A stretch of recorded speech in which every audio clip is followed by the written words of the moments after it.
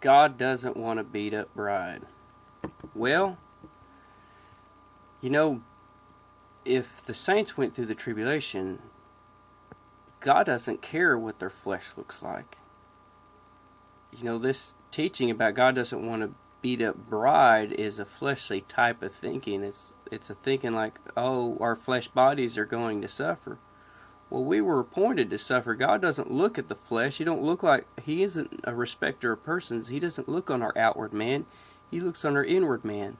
The word tribulation has to do with, the word tribulation means press, going through trouble, going through trials. If you really understood what the tribulation's about, it's to purify the bride. It's to make her white and clean. It's a press to press her into fine oil, and also to try her as gold is tried in the fire. It's for our purifying. This type of thinking where the tribulation is for anything. It's trouble for, or it's destruction for the rest of the world, but for the saints, it's our purifying. It's for our benefit.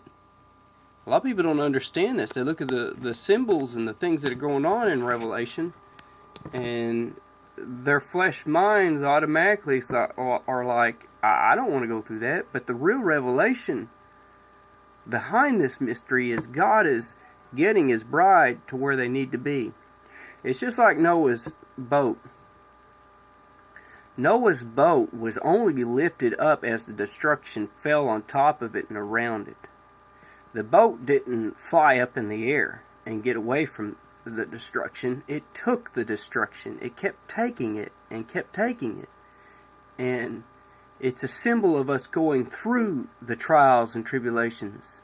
It isn't a symbol of us being raptured out of here and then coming back to the earth. That ain't how it works.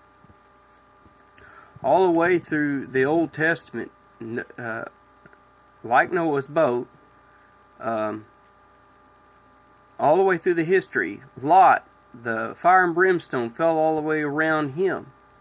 Destruction fell, and he told the angel, well, let me go to this small town. Well, he went to the small town, but he was still afraid the destruction would hit him. So eventually he went to the mountain.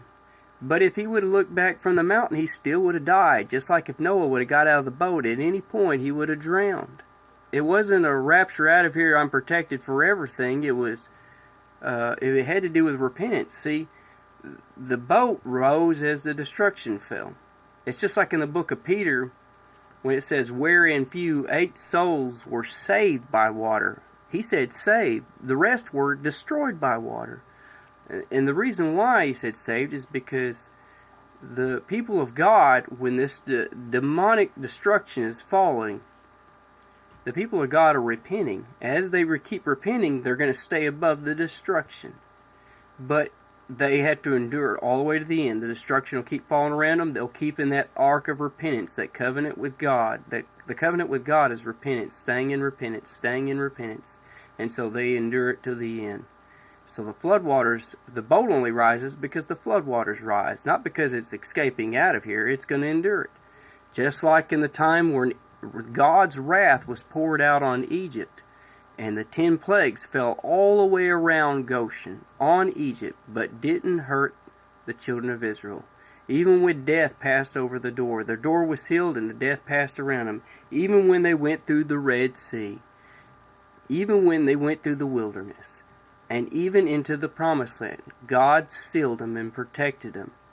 But they went through it, just like Shadrach, Meshach, and Abednego went through the fire, but were protected. Just like Daniel was in the lion's den, but was protected. Just like in the book of Ezekiel, when the slayers went forth and slayed everybody who had not the seal of God on their forehead.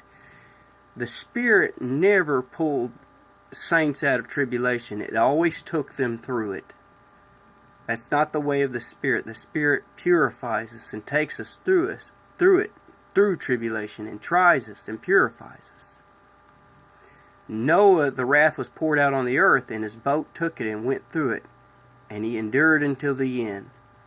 Lot was pulled out of Sodom and Gomorrah, and it had to do with repentance, because repentance means to turn away from something. If he would have turned back and looked, he wouldn't have been repenting. That's why his wife turned to a pillar of salt.